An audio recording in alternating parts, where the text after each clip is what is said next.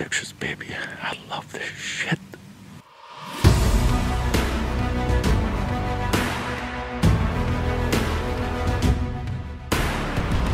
I'm what you call a lone wolf. I like to walk alone. I go hunt for the feeling. I thrive out on my own. Look in my eyes, look at the prize, look at the yeah. Heart in my chest, holding my breath. I'm addicted to the game. I am the one they run from. Dead I lie and wait. I do not tremble, do not shake. Ice cold blood in my veins, yeah.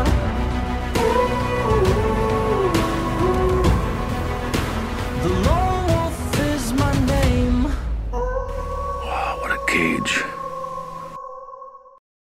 You know, years ago when whitetail addiction started, you know, it really truly changed my life forever.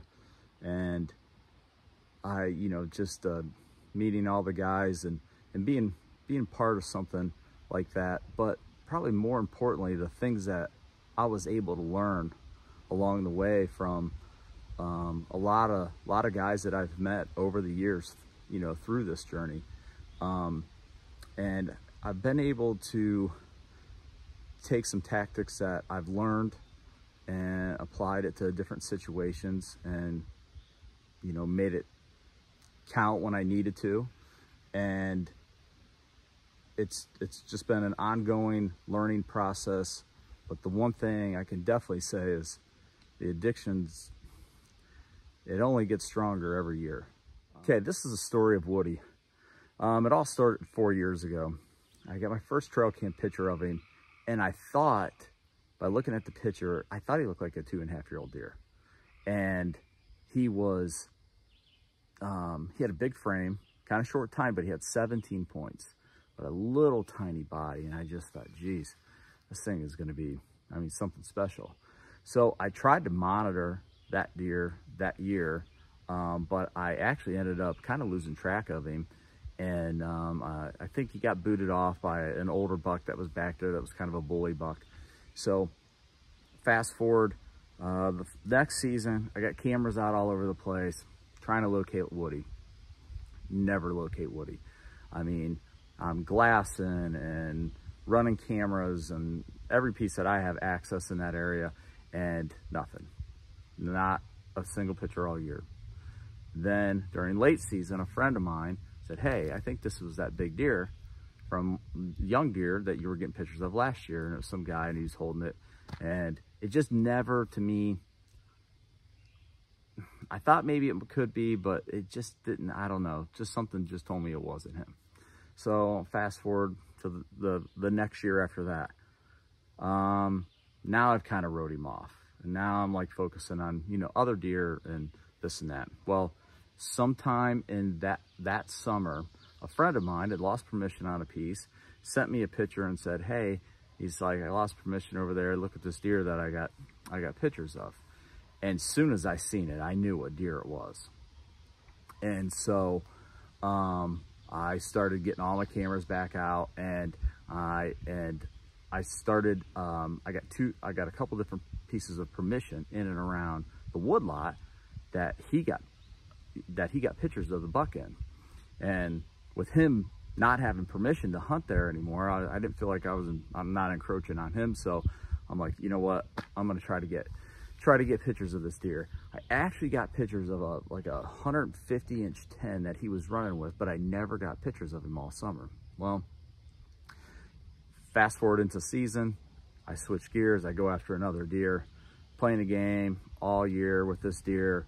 Finally sealed a deal on the deer. It was either November 3rd or November 4th, one of those 2 days. And literally, I was sitting in the truck with a friend, waiting on another friend, and I had a cell cam go off, and go figure, Woody showed up. So I just tried to monitor the deer all year. And so fast forward into this past season, I knew he was going to be in there. I just had a gut feeling, and all summer long I watched him, and he was in those beans with some other bucks, and I shot some just beautiful velvet footage, and I knew I had a true chance at killing this deer, and I felt like this was going to be the biggest deer that I've ever shot. Well, for 2 weeks, I sat on top of a barn or inside of a barn with a spotting scope, just glassing, trying to nail down exactly where he was coming and going from. And I felt like I did, and I elected not to hunt the opening day because of the wind.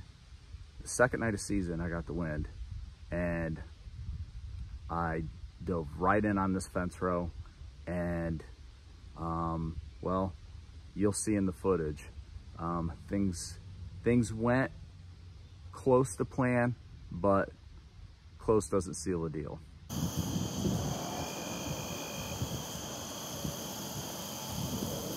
Super windy tonight.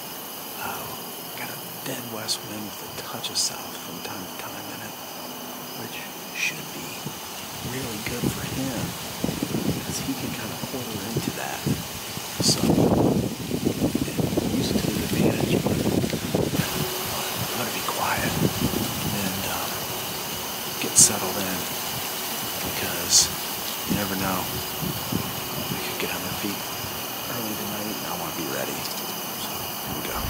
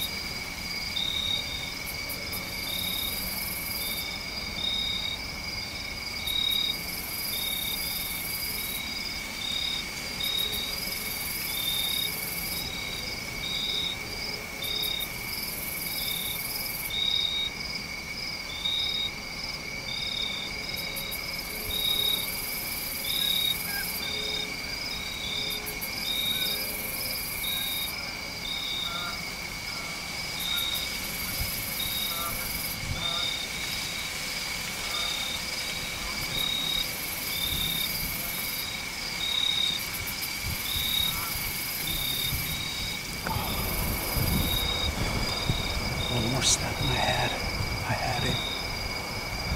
One more step. I had him at 30. And he winded me. He came from this bedding area over here.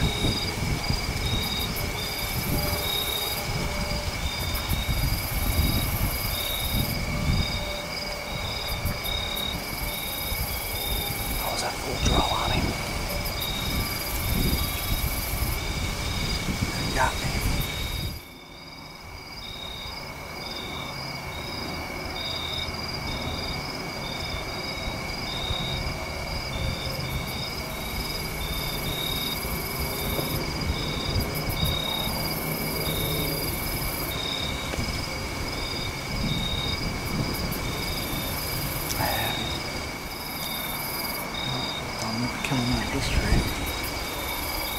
So after I blew it on Woody, he got behind me, winded me, blew out of there.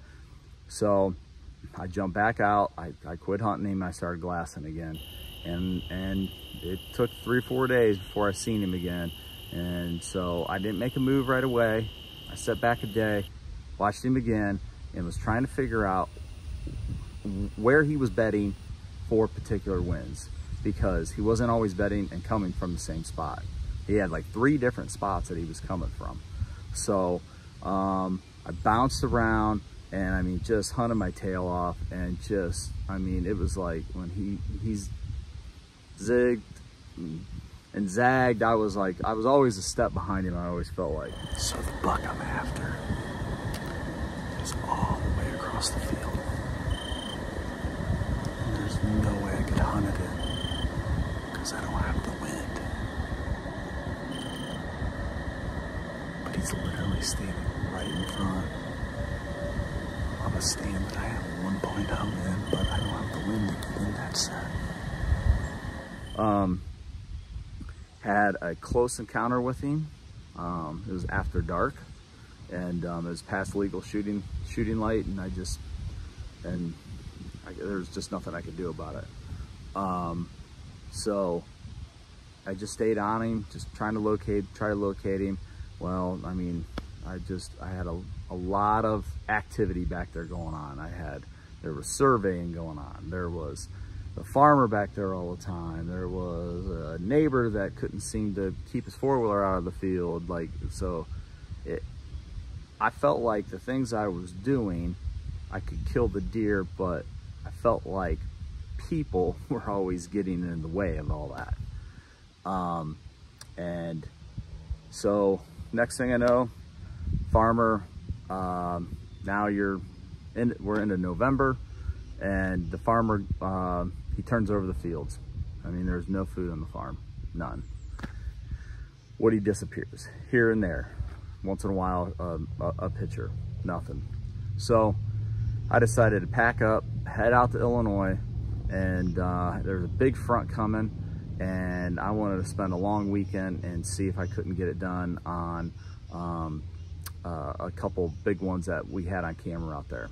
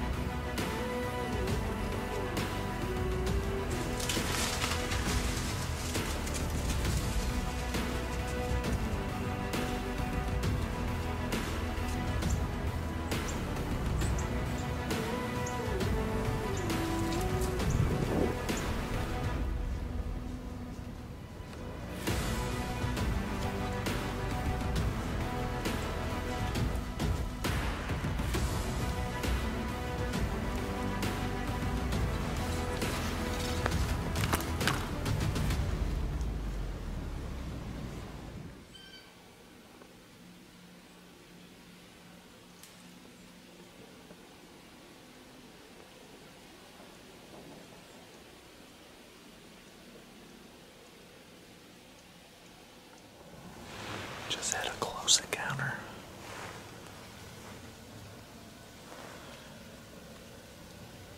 With that big 10 that I seen yesterday. He hooked that edge up there.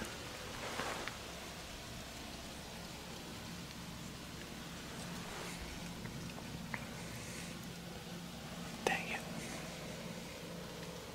He started to come back down here, these squirrels down here, and he wanted to see what it was, and then when he saw what it was, he went back up the hill. Man, he's a stud. I had a deer yesterday at 10 yards.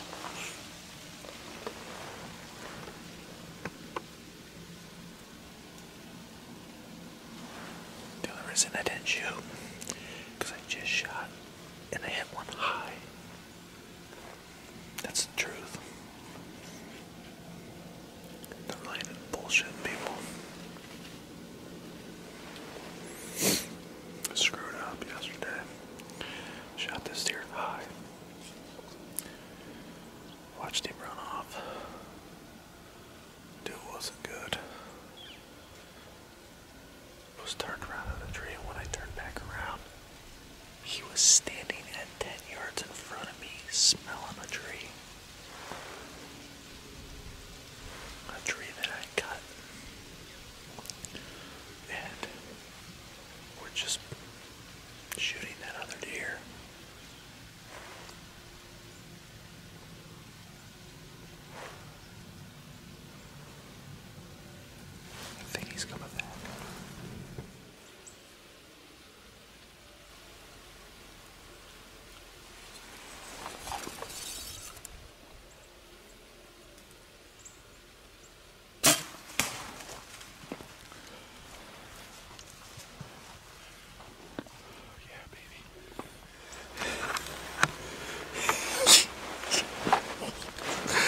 Yes, yes, yes, yes. I've been working my butt off for this. I cannot believe it. There was blood spraying out of me.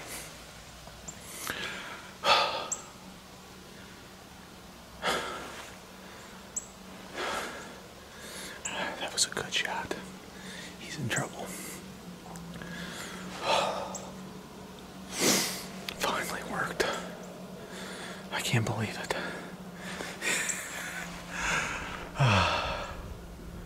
Man, I've had a bad string going. And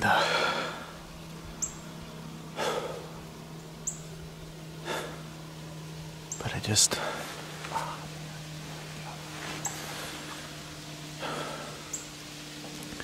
he was pumping. I just grinded, and it just finally paid off. Can't believe it. Yes. Okay, there you can see my set right back there. And I'll walk up the hill here, take a look at my arrow for the first time. But looked good, sounded good. I could see the blood coming out of the deer as he ran off. So it looked like it was spraying pretty good. So we'll go take a look at this arrow. It's good. Real good.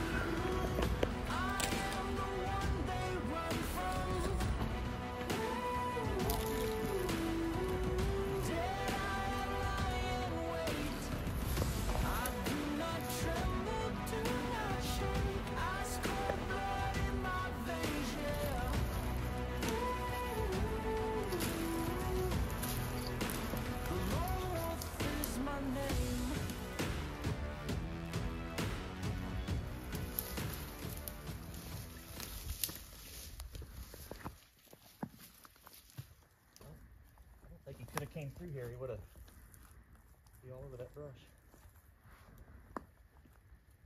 There's your buck. Huh? There's your buck. Are you serious? Still here.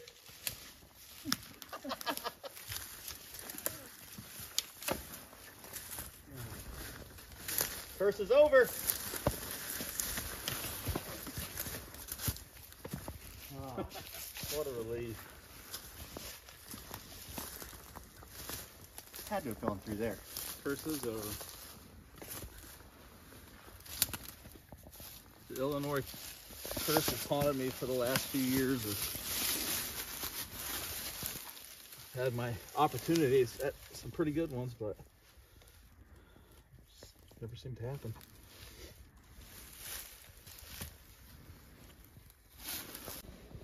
Today is November 13th, and I think I finally got this Illinois curse or monkey off my back, so to speak. I came into town, I don't know, 3-4 days ago. Been jumping all over, trying to get on some good bucks, and it's been really good. The first day I got here was hot, but it gave me a little bit of time to get some sets in and get prepared for the big cold front. We're in a really good moon phase right now, and we had a big cold front. It was in the 70s, and it dropped all the way down into the 30s. And this morning was actually 26 when I got in here. But yesterday, I actually shot a good buck high through the tenderloin. He was fine. He walked off, and I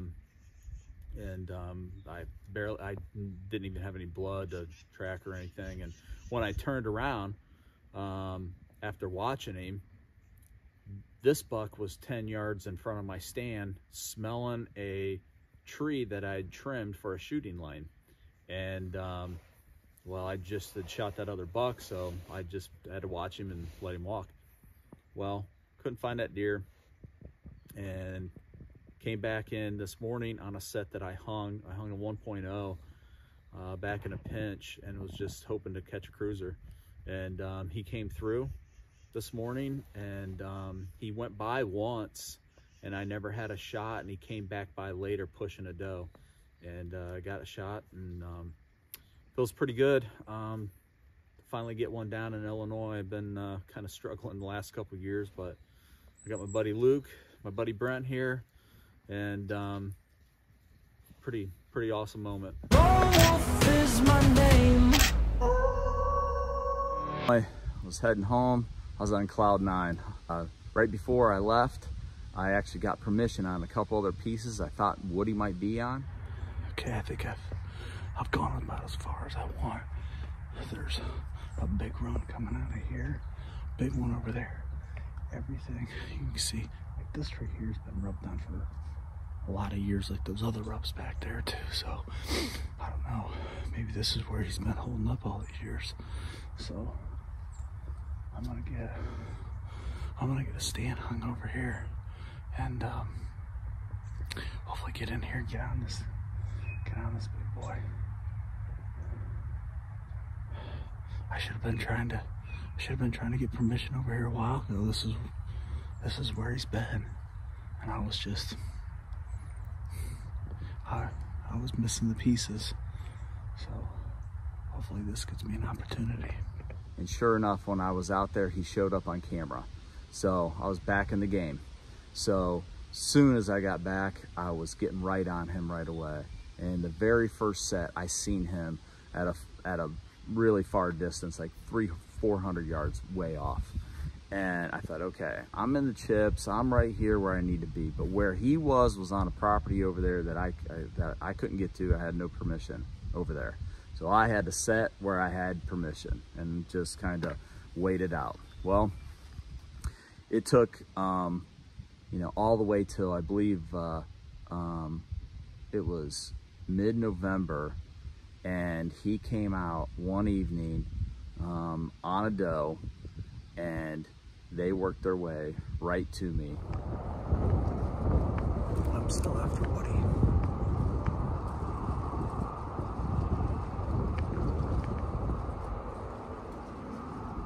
He's been coming in here, but it's been kind of sporadic. But he's still running this area, so got a good wind with this tree tonight, so I hopped up in this tree.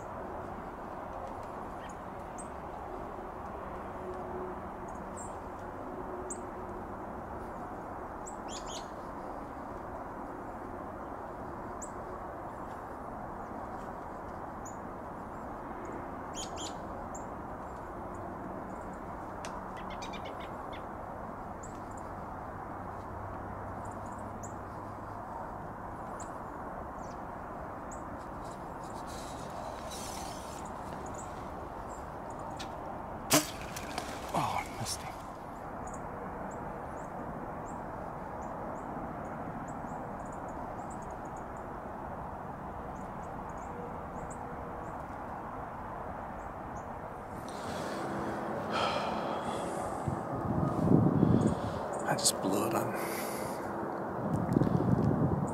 maybe the biggest deer I've ever had a chance at, or maybe ever. Well,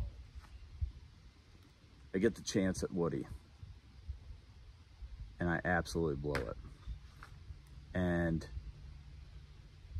bottom line is I had some stuff going on with my shooting, and I was having a heck of a time this year getting everything dialed in just right, and I blew it on the biggest buck of my life, and shot right over his back. And I said, you know what, I'm not going back to the woods until I get this situation figured out, with my setup on my bow. And so that's what I did. I just focused on that and scouted. I was just kind of waiting for things to happen, but it never happened till actually the second day of our gun season.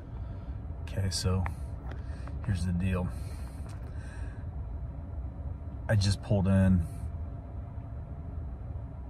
to the farm, and Woody is bedded right next to the tree that I almost killed him out of on the second night of season.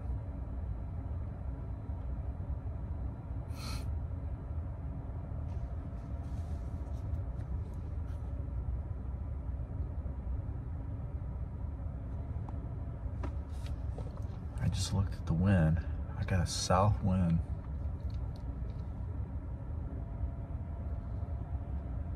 This is all cut, and that is all plowed, and everything is wet. Worst case, he busts me, runs back over the other section, which that's much easier, and it's more likely for me to get a shot than over here now because the fields are plowed.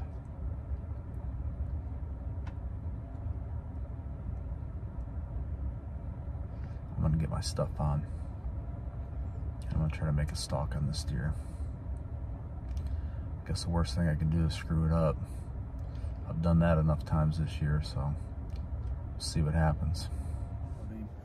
This morning, came in over here, and he was bedded with a doe in a fence row. Unfortunately, I didn't get it on video, but I got, we're gonna get the recovery. I slipped up on him this morning and shot him in his bed with a doe, and so we're gonna get on blood, and he should be laying right up here. Heart in my chest, holding my breath.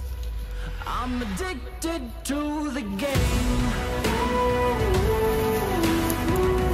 I am the one they run from. Dead I lie in wait. I do not tremble, do not shake. Ice cold blood in my veins, yeah.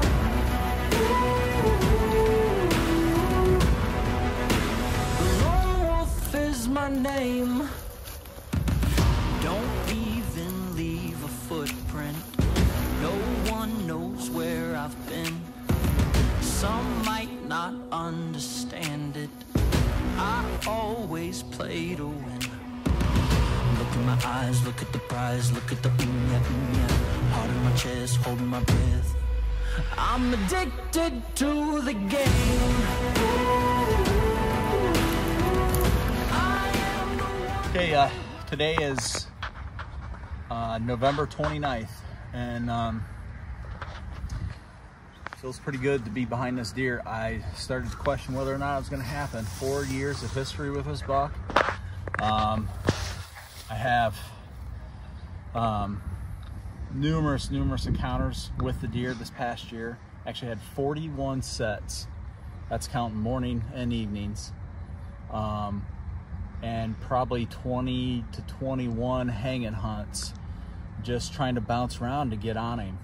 This morning, I went in, caught him on a fence row, bedded with a doe, put a stalk on him, and at 28 yards, put an arrow in him and the rest is history. I mean, steer is just unbelievable whitetail. Probably the biggest buck I've ever killed. Maybe the biggest buck I ever kill, I don't know. But it was a fun chase, and he's a scrapper. He's got a broken G4 on that side. He's got a broken inner point here. He's got a chipped sticker coming off of a G3. And he's just awesome. I mean, all that character. I mean, he almost looks like a Canadian deer, but super pumped, thankful.